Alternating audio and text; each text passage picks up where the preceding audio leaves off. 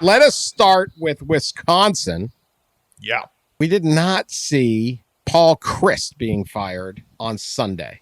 Wisconsin, a program that seems to move slowly in everything, that hadn't fired a football coach since 1989. And I think you had this, Ross, had not fired a basketball coach since 1995.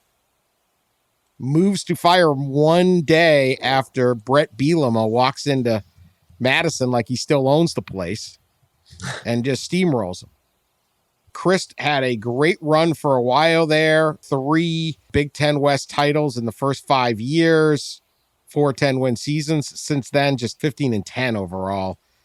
Team looked terrible this year. Thoughts on making this move that quickly? I'm not saying it wasn't the right move or the inevitable move. It just felt like can't deal with it one more second. We'll pay you $11 million to get out of here.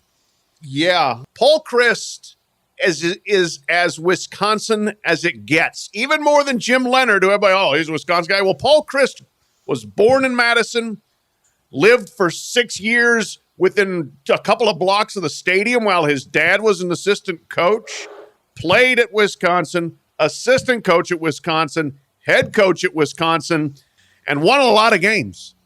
A lot of games there. To not let Paul Chryst try to turn it around, at least, finish a season, that to me tells me a lot about where college football is, where it's gone, where it will continue to go.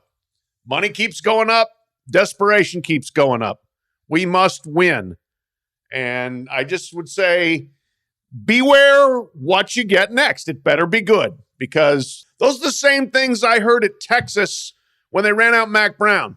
Then they brought in Charlie Strong, who went 16-21. Same things I heard at Texas when they got rid of Tom Herman, who was 32-18. Well, how's Steve Sarkisian doing? He's 8-9. Same things we heard at Auburn 2 years ago when they ran out Gus Malzahn, whose last 3 years were intolerable. He was 23-13. Brian Harson's 9-9, and they're firing him anytime now.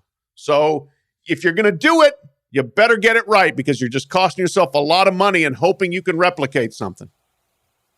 Yeah, we have a lot of good examples of this. And you mentioned some good ones, Pat. And also I'll throw in there Bo Pelini at Nebraska when they fired him. His record in all his stats are actually fairly similar to Paul Chryst's stats at Wisconsin. But I wonder if this wasn't thought about a little more. Jim Leonhard feels like he's a guy that could have had other head coaching jobs in the past, maybe, and he stayed at Wisconsin. And you wonder if this was always kind of somewhat a plan to give Jim Leonhard a shot. He's got, 7 games, and you got to think if he goes like 5-2 or something or better, that he might just get that job. So this feels like it has a little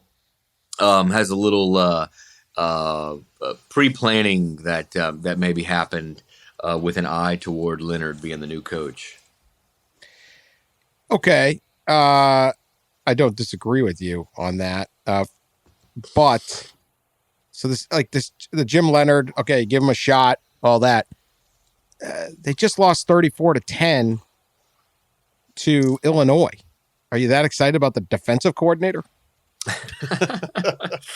So what's realistic? Is Jim Leonhard that guy, or do you get somebody else? Obviously he has the inside track, but is this a place where a coach I would think would be pretty interested in? Because I think there's a lot going for it. Yeah, there's a lot going for it, but it is not self-sustaining, automatic, you're winning 10, 11 games every year. If that's the thought, then they might be deluding themselves. But I think kind of what they're hoping is that Jim Leonhard could be their Kirby Smart. If you go to when Georgia pushed out Mark Richt, who was successful and won a lot of games and was a great guy and everybody liked Mark Richt, it was like, we are sure this assistant coach who has never been a head coach is going to be a rock star. And you go and get him, and it worked out.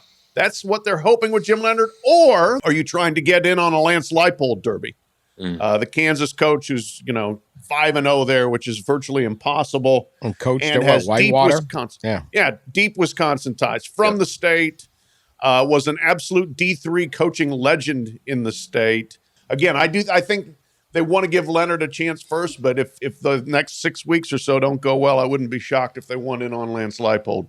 Who would have thought we'd be here talking about a bidding war derby for the Kansas football coach? But here we are on October 4th. Yeah, talking about the biggest name, maybe, or one of the biggest names in this carousel, this cycle, being Lance Leipold in his Kansas Jayhawks. So, but here we are. But yeah, maybe it certainly would be if Jim doesn't work out. It makes a lot of sense for to Lance to come on to a place in a state that he's obviously very familiar with.